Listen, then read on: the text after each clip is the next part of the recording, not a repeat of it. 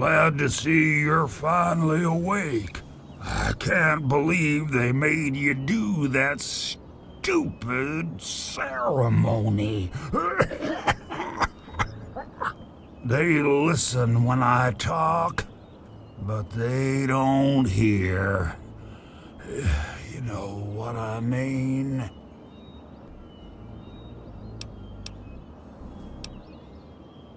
Neither have I.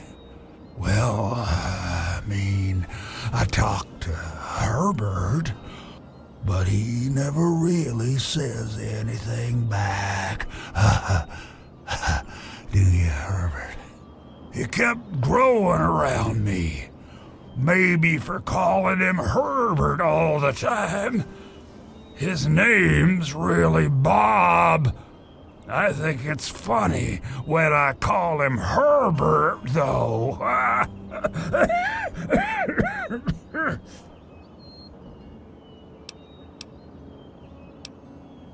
Well, you're quite clever.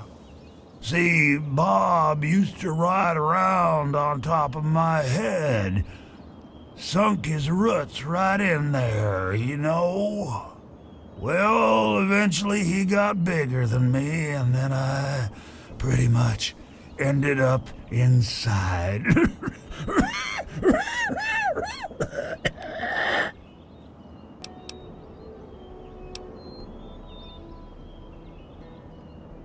It was a long time ago.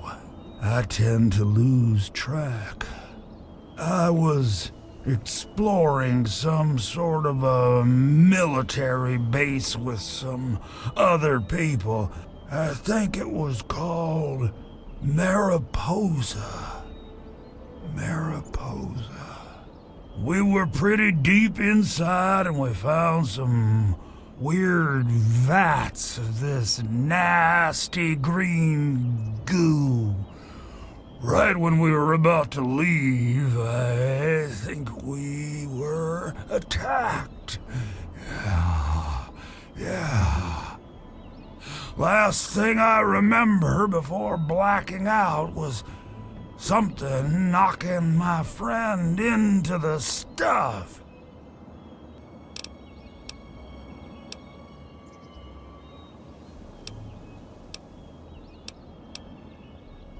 You have no idea how glad I am to hear that. Or we're glad to hear that. Me and Bob. I had you brought in here to ask a very simple favor. Would you please kill me?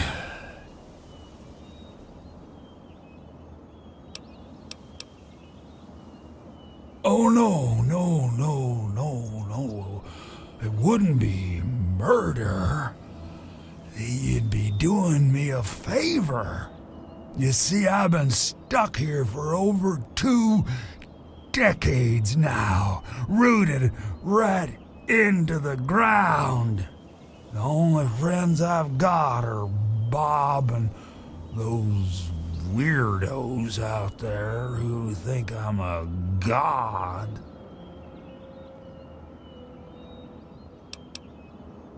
Oh, no, don't worry about them. When you decide to go down there, I'll have a little chat with Birch and the rest of the gang. They usually don't understand a word I say, but I'll make them come around.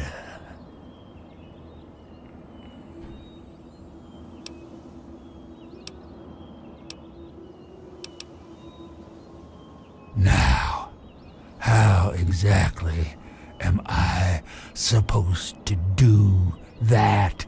I can barely move anymore. Thanks to Bob, I'm obviously not going to be doing anything for a very long time.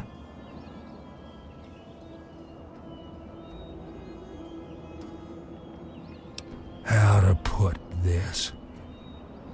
I've been feeling rather spread out lately. I think Bob's kinda shoved my insides around some. It's hard to tell where everything is, but it's always that way with one's insides, isn't it?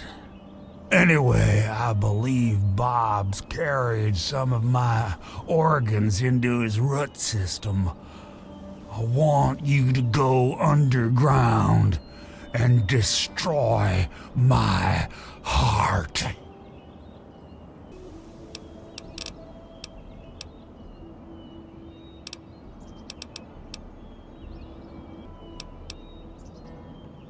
Of all the wastelanders I had to bump into, it has to be one with a conscience.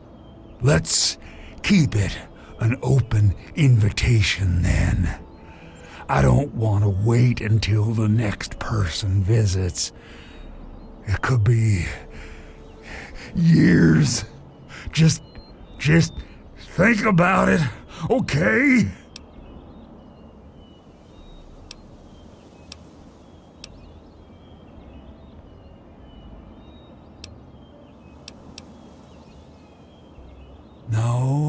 No, Herbert is the tree.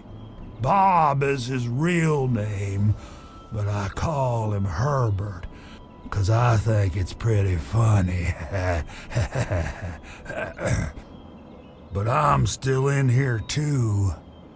What's left of me? The name's Harold. Look, Herbert, she's back. I told you.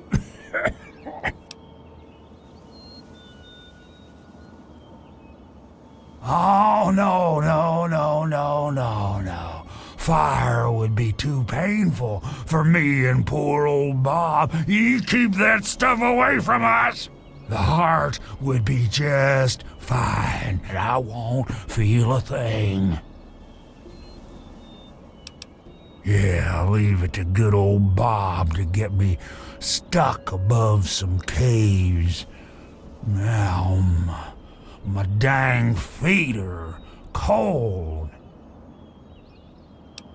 I think the best way for you to get down there would be to get the key from the one those loonies call Cypress. There's supposed to be some old gate or something back in the other grove. Sometimes I feel stuff tickling me, but I think that's just Bob getting back at me for all the times I called him Herbert.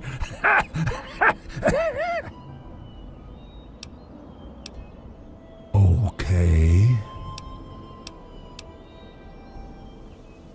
I've been literally rooted to this spot, thanks to Bob, for maybe 20 or 30 years. I can't even remember anymore.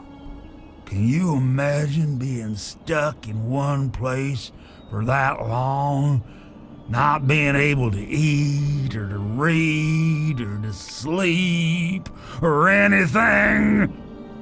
In the meantime, I have these tree minders bothering me every day about things I don't even care about. And I can't stand it anymore!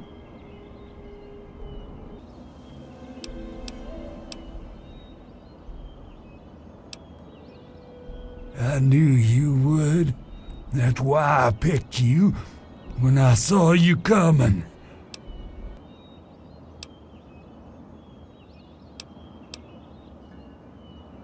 I'm telling you, it is possible. Or maybe I'm just losing my mind from all this boredom. I swear, if I try real hard, I can see all around me, like my eyes are in every leaf on every tree.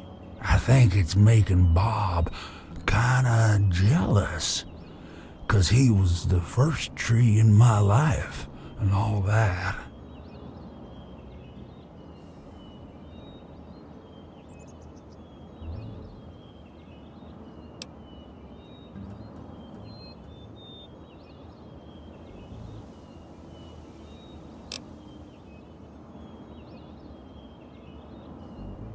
It's kinda embarrassing, really.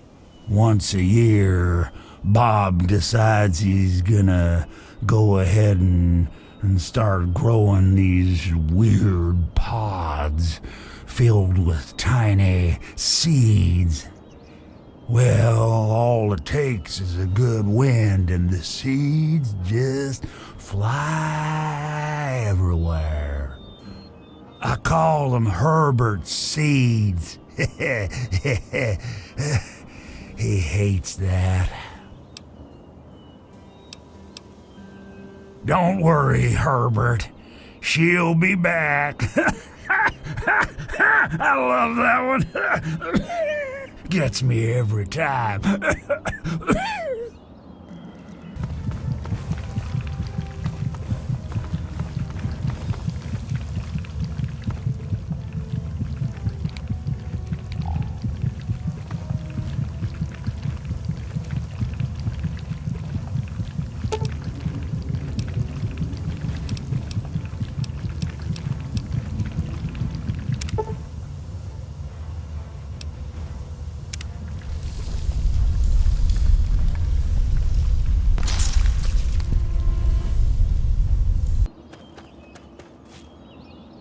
Welcome, outsider. Welcome to Oasis. The Great One is dead, slain by your hand. Don't worry, I hold no grudge towards you. You'll have to forgive my people at a time like this, outsider. They aren't used to being so lost. And for once, I don't have the words to help them.